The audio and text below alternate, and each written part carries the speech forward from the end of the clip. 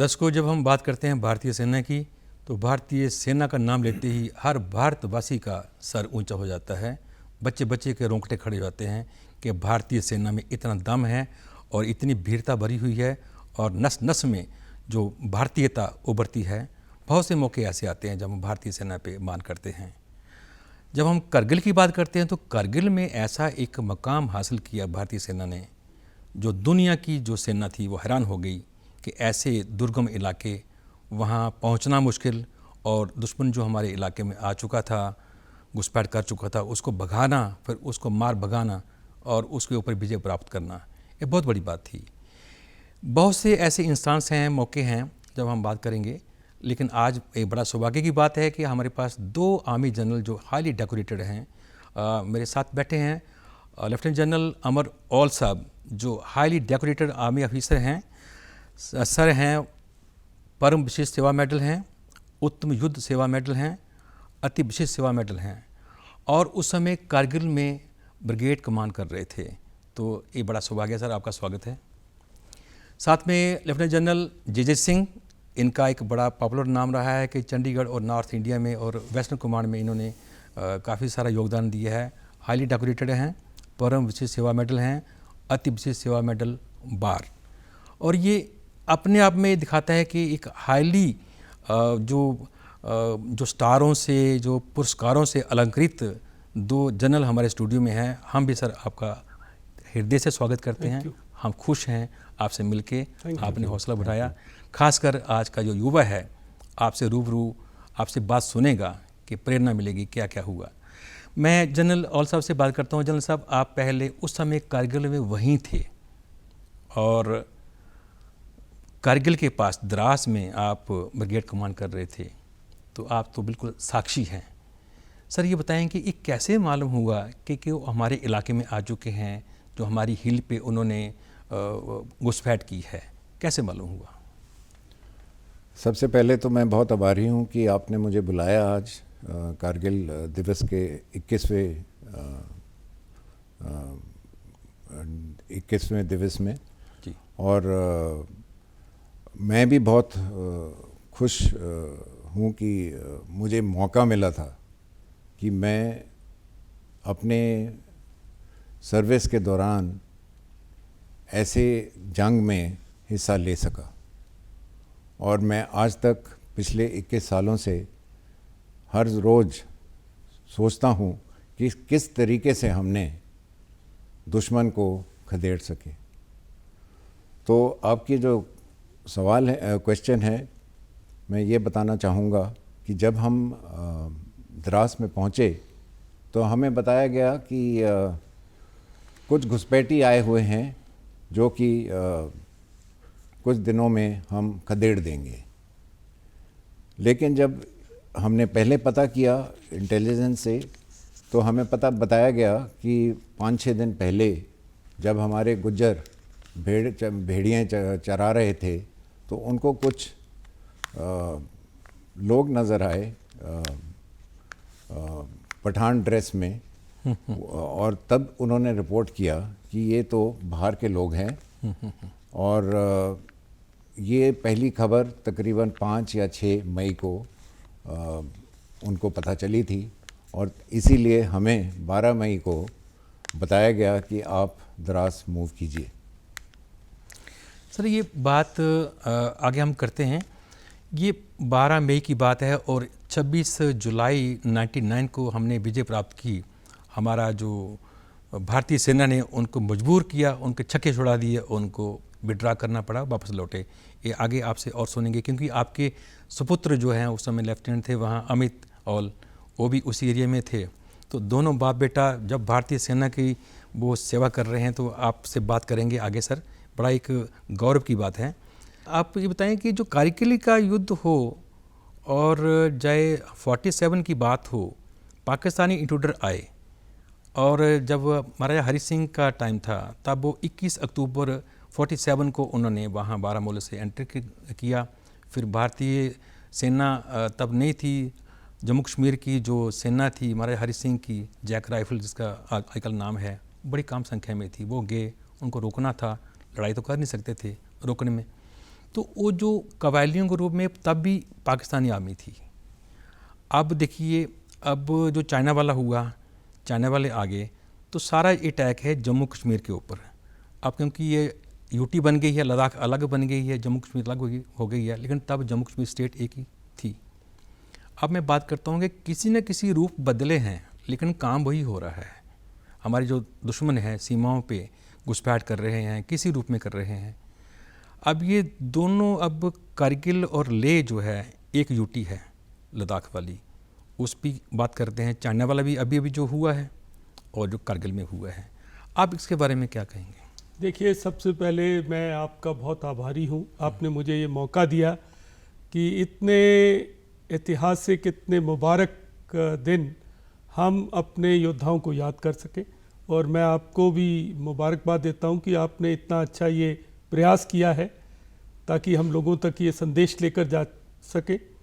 आप सही कह रहे हैं कि 47 में एक कर्नल तारिक के नीचे कुछ कबायलियों को तैयार किया गया, 1965 में भी किया गया यही कार्रवाई, और उनको कुछ ऐसे नाम दिए गए जिसको गलत धर्म के साथ जोड़ा गया।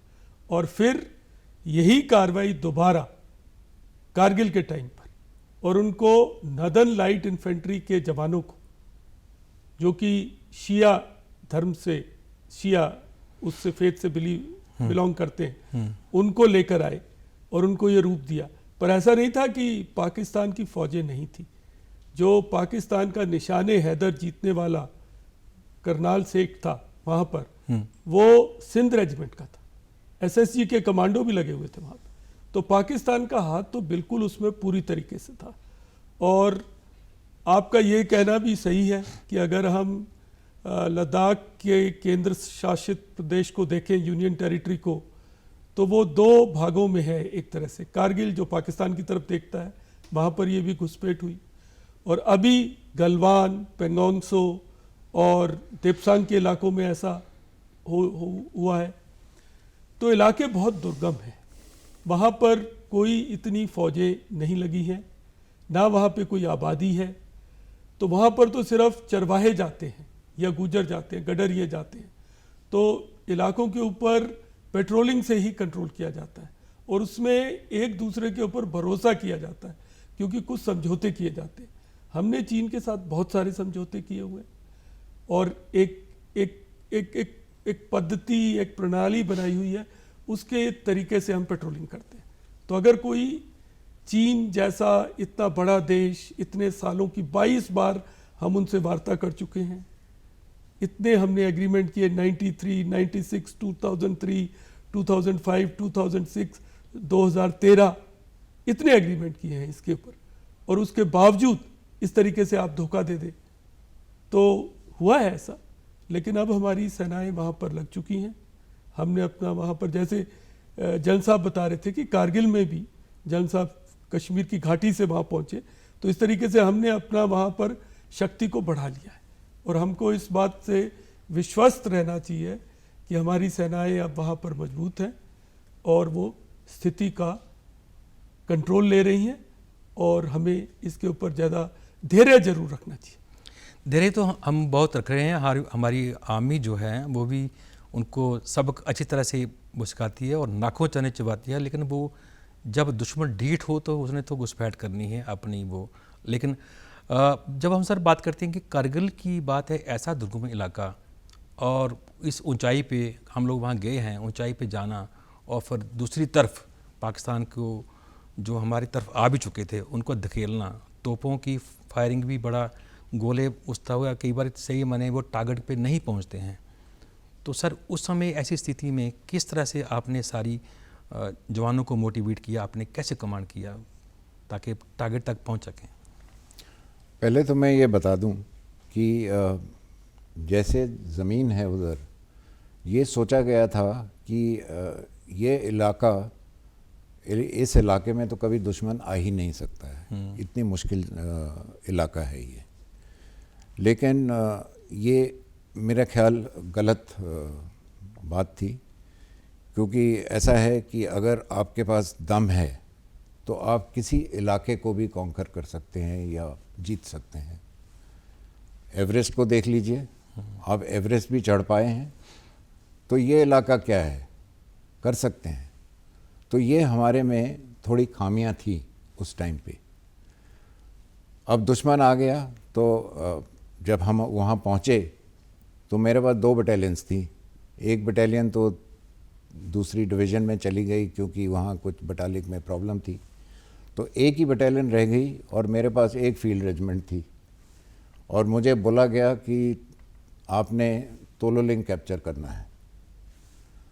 अब तोलोलिंग भी कैप्चर करना एक बटालियन से इतना आसान नहीं होता है, क्योंकि एक तो हमारे पास दुश्मन के बारे में इतनी खबर नहीं थी और दूसरा हमारे पास फायर पावर भी बहुत कम था। तो क्या किया जाए। तो हमने कहा कि ठीक है, हम हिम्मत नहीं हारेंगे। हमने कहा कि ठीक है, जब तक हमारी फोर्सेस बिल्डअप होती हैं हम जितनी भी रिज लाइन्स हैं तोलोलिंग की उनको क्लियर कर देंगे। और तकरीबन 28-29 मई तक हमने पूरी रिज लाइन्स क्लियर कर दी। 4 काउंटर अटैक भी मारे, जिसमें एक मेजर अधिकारी शहीद हो गए और मेजर विवेक गुप्ता शहीद हो गए। और इसमें हमने बहुत कोशिश की, लेकिन दुश्मन के जो रीइंफोर्समेंट्स पीछे से आ रही थी वो आती रही, तो हम कुछ नहीं कर पाए। तो हमें थोड़ा वेट करना पड़ा कि रीइंफोर्समेंट्स हमारी बिल्ड हो जाए, फायर पावर आ जाए। और हमने इनको मोटिवेट करते रहे कि आप फिक्र मत करो, हम ज़रूर इनको खदेड़ेंगे किसी ना किसी तरह। और हमारे जो जूनियर लीडर्स थे, हमारे जो जेसीओस थे, एनसीओस थे, उन्होंने बहुत हिम्मत दिखाई और आखिर तक दम नहीं छोड़ा। तो इस तरीके से जब हमारी बिल्डअप हो गई, हमें तकरीबन 12 दिन लगे बिल्डअप होने में, जबकि और आर्टिलरी आई हमारे पास और यूनिट्स आई, 2 राजरिफ आई। तो तब हमने जब उस पर हमला किया और 12 तारीख को हमने हमला किया और 13 तारीख को हमने तोलोलिंग को जीत लिया। ये पहली जीत थी उस एरिया में जिसने सबको इस मोटिवेशन या इतनी मोटिवेशन हो गई कि उन्होंने बोला अब हम रुकेंगे नहीं, हम अब आगे चलते रहेंगे। जो हमने मोमेंटम मेंटेन शुरू किया है उसको चलाते रहेंगे अभी। और इस तरीके से हम आगे आगे बढ़ते रहे और किसी ने पीछे मुड़ के नहीं देखा। जनरल जय सिंह, आप कारगिल रिव्यू कमेटी को देखते हैं और ये उस समय जब कारगिल की बात है तो बहुत से जो बच्चे हैं जम्मू कश्मीर में, जम्मू का इलाका है, बहुत से जवान लड़के जो शहीद होके हुए, पंजाब का बहुत सारा इलाका, हरियाणा का, राजस्थान का, बिहार का, पूरे इंडिया से। तो अब ये टोपोग्राफी इतनी बड़ा मुश्किल थी, पहाड़ी इलाका था और चढ़ना, प्लेन का जो एक जवान है वहाँ तो ट्रेनिंग तो ज़ाहिर होती है लेकिन फिर भी होता है। तो आज के दौर में जो आप युवा है उसको क्या कहेंगे कि एक जो फौजी है, कि फौजियों का ही जो एक आर्मी अफसर का बेटा है तो वही वहाँ जा सकता है, या जो एक बड़ा एक शहरी माहौल में पड़ा हुआ है तो वही आर्मी अफसर बन सकता है, या एक जो जवान उसके लिए ट्रेन नहीं है। तो मेरे ख्याल में वहाँ तो कोने कोने से बच्चे आए थे और छोटे छोटे शहरों से आए थे। देखिए, आप बिल्कुल सही कह रहे हैं। जब मैं फौज में आया 1977 में, तब एक धीरे धीरे धारणा बनती जा रही थी। मैंने अपने 10-15 साल में देखा कि अच्छे स्कूलों से, जो कि बहुत नामी गिरामी स्कूल होते थे, उसके बच्चों का फौज में आना कम होता गया। होना भी था क्योंकि हिंदुस्तान बदल रहा था। तो अब जो बच्चे आ रहे थे वो सैनिक स्कूलों से आ रहे थे, छोटे छोटे कस्बों से आ रहे थे। मतलब इंडिया की बजाय भारत के बच्चे अब फौज में आ रहे थे और सवाल उठाए जा रहे थे कि ये तो इस स्कूल का नहीं पढ़ा, मैं स्कूलों का नाम नहीं ले सकता, नहीं तो वो नाराज हो जाएंगे मेरे से, पर उस तरह के नाम लिए जाते थे। तो अब आप देखिए, पालमपुर वहाँ के विक्रम बत्रा पंजाब यूनिवर्सिटी के पढ़े हुए हमारे इलाके के। और उसके बाद एक और बड़ी मजेदार चीज, उनको परमवीर चक्र मिला। मनोज पांडे जो कि लखनऊ के छोटे से परिवार से संबंधित थे, उनको परमवीर चक्र मिला। क्लिफर्ड नोग्रुम जो कि नॉर्थ ईस्ट से थे, कैंगरूस जो कि नागालैंड से थे, हनीफुद्दीन जो कि छोटे से गांव के बच्चे पड़े हुए थे, और सोनम वांगचुक वहीं के लद्दाख के रहने वाले। तो इस तरह के मतलब बहादुर वहाँ निकल कर आए युवा अफसर, उन्होंने लीड किया। और हिंदुस्तान की फौज की एक बड़ी चीज़ है कि अफसर आगे से लीड करते हैं। कारगिल की एक बड़ी मिसाल दी जाती है कि विक्रम बत्रा जब जा रहे थे तो उनके साथ उनका बडी था, तो उन्होंने बडी को बोला देखो, और वो जवान है, कि तुम रुक जाओ, तुम्हारे बच्चे हैं, मुझे आगे जाने दो। मतलब अफसर का आगे जाना, खतरा मोल लेना, अपने बडी को बचाना, ये सब चीज़ें एक बड़ी मैसेज देती है हमारे युवाओं को। और कोई भी कहीं से भी हिंदुस्तान की फौज में जा सकता है, अच्छा अफसर बन सकता है। मैं खुद एक रूरल एरिया से आया, तो मेरे को इस बात से बहुत गर्व होता है, बहुत अच्छा लगता है कि हमारा जो भारत का युवा है वो हमारी फौज में एक अच्छा काम किया, उसने एक अच्छा नाम कमाया, और इस बात को एकदम ख़त्म कर दिया कि आपको किसी खास स्कूल में पढ़ना होगा, किसी खास जगह से आना होगा। आप कहीं से भी आ सकते हैं, अच्छी ट्रेनिंग होती है। देखिए यूनिटी ट्रेनिंग ही ऐसी देती है कि उस ट्रेनिंग में आदमी कोयले को भी हीरा बना देते हैं। सर, आप दोनों जनरल लेफ्टिनेंट जनरल की बहुत बड़ी पोस्ट है इंडियन आर्मी में। अब चीफ ऑफ आर्मी तो एक ही बनना है जी, लेकिन लेफ्टिनेंट जनरल बनना बहुत बड़ी बात है, उन्हीं में से एक चीफ बनना है। और दोनों आप हमारे स्टूडियो में हैं। जनरल औल आपका बेटे अमित औल तब वहीं थे, लेफ्टिनेंट थे, जो आजकल वो भी हाईली डेकोरेटेड हैं, कर्नल के रैंक पे हैं, सीनियर ऑफिसर हैं। तो जैसे युवाओं की हम बात करते हैं सर, तो यूथ आज के दौर में, और ख़ासकर पंजाब, हरियाणा, हिमाचल, जम्मू कश्मीर, बहुत से बच्चों ने कारगिल में अपनी जो वीरता दिखाई है, तो आपका तो बेटा ही वहीं था। तो आज के यूथ को आप क्या कहेंगे कि आर्मी के बारे में? मैं तो ये कहूँगा कि अगर आपने अपने मान शान ईमान बढ़ाना है तो फ़ौज ही है जो आपको दे सकती है। और आजकल इतनी फैसिलिटीज़ हैं और इतना ईमान है फ़ौज में कि आप कुछ भी कर सकते हैं। अभी आप देखिए, जैसे जनरल के.जे. सिंह बता रहे थे कि हमारे जो यूथ आ रहे हैं अभी, वो पुराने ज़माने में क्या होता था कि हम शान के लिए फ़ौज को ज्वाइन करते थे, जैसे कि कर्नल भवानी सिंह हुए, कैप्टन अमरिंदर सिंह हुए, जो हमारे चीफ मिनिस्टर हैं। लेकिन आज हमारे जो गांव के बच्चे हैं या हमारे लोअर रंग ऑफ सोसाइटीज़ के बच्चे हैं, वो बढ़ना चाहते हैं और अपने आप को ऊपर देखना चाहते हैं। वो हमको देखते हैं तो बोलते हैं कि मैं भी कल अफसर बनूंगा। सब सोच रहे हैं ये सब, और ये बहुत अच्छी बात है। और जैसे कि कारगिल में दिखाया गया कि आप कईयों को देख लो, जनरल के.जे. सिंह साहब ने तो बताया ही है, कल बलवान सिंह भी हैं जो PVC अम्बाला में रहते हैं, और भी कई लोग, राजेश अधिकारी का आपने अधिकारी है, मैंने बताया, विवेक गुप्ता है। अब ये सब हम्बल फैमिली के थे। और जैसे जब आप लड़ाई में जाते हो तो आपके दिमाग में यही रहता है कि मैंने अपने देश की बेइज्जती नहीं करानी है, मैं तो जीत के रहूँगा। देश की, अपने यूनिट की, अपने रेजिमेंट की, ये हमारा मज़हब है। कोई हिंदू, मुस्लिम, सिख, ईसाई नहीं होता है फ़ौज में।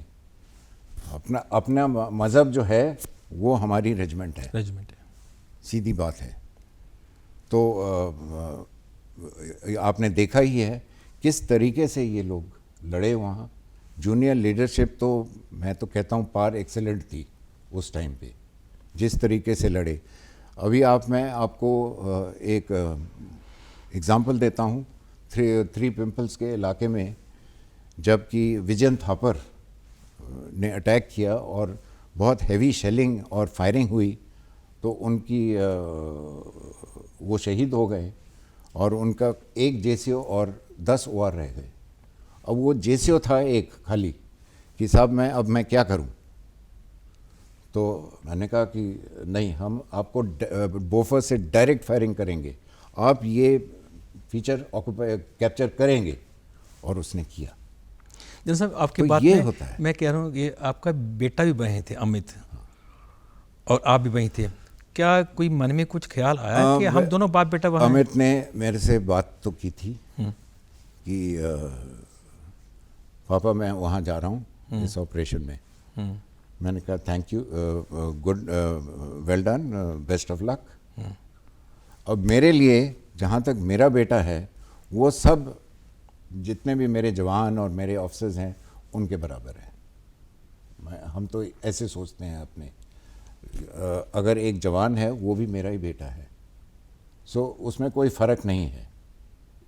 तो ये फ़र्क नहीं रखते हम एक दूसरे में। फौजी तो उसमें तो नस नस में जो एक भारतीयता की वो और पड़ी है। जहाँ तक मान सम्मान की बात है, मैं आपको एक और इंस्टेंस देता हूँ।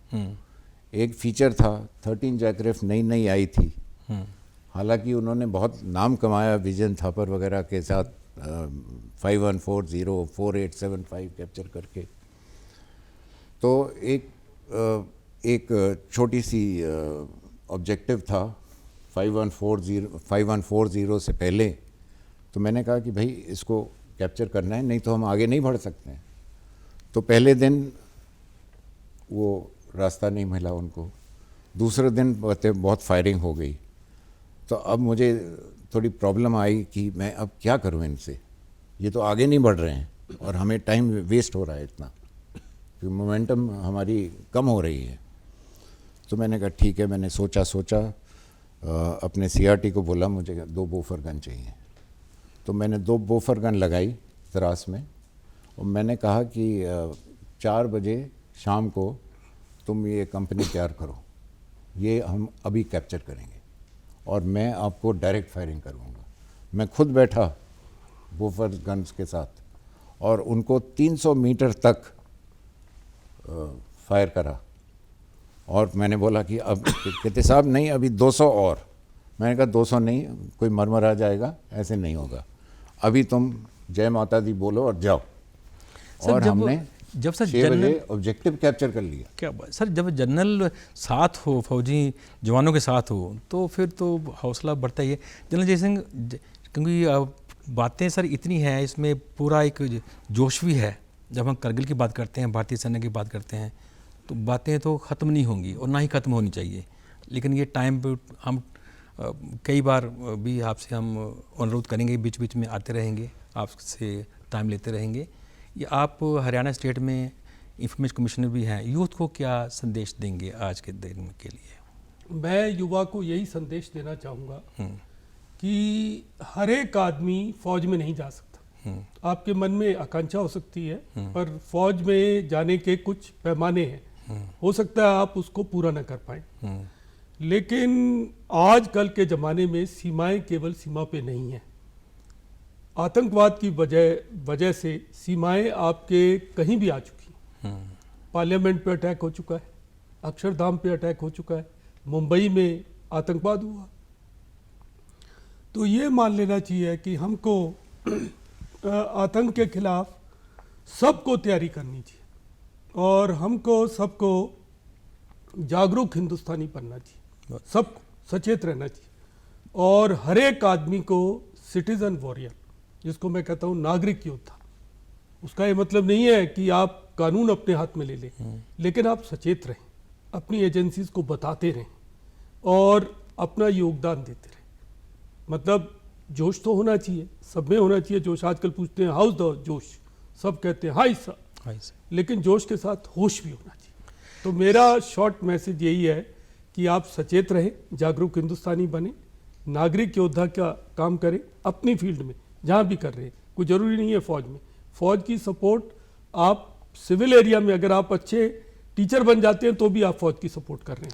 सर आर्मी ऑफिसर जाए तो आर्मी के बाद भी जब सिविल में आता है तो सिविल सोसाइटी में अपना योगदान देता है। जैसे आप दोनों जनरल लगे हैं सोसाइटी में, अपनी सेवाएं दे रहे हैं, लोगों को गाइड कर रहे हैं, लोगों का मार्गदर्शन कर रहे हैं। दर्शकों, आज हमने बात जो शुरू की है ये ख़त्म होने वाली बात नहीं है। भारतीय सेना की वीरता की जितनी भी आप गाथा गाते जाओ, दिल करता है कि और गाते जाए। इतना बड़ा लंबा सफ़र है, सर हमारा मस्तक ऊपर उठता है गौरव से जब भारतीय सेना की बात करते हैं। आप करगिल की बात है, विजय दिवस की बात है, बहुत से युद्ध हैं, 47 का, 65 का, 71 का, उसके बाद ना जाने कितने हमारे सीमा में दुश्मन आए, लेकिन भारतीय ने कभी भी पहले अटैक जानबूझ कर नहीं किया, बल्कि जिसने किया उसके छक्के छुड़ाए और उनको याद दिला दिया कि भारतीय सेना कैसी है। आज हमारे स्टूडियो में जनरल औल साहब थे और जनरल के जे सिंह थे। सर, आप दोनों हमें स्टूडियो में आए, आपने जानकारी दी, आपका शुक्रिया। थैंक यू, मेहरबानी, थैंक यू, मेहरबानी।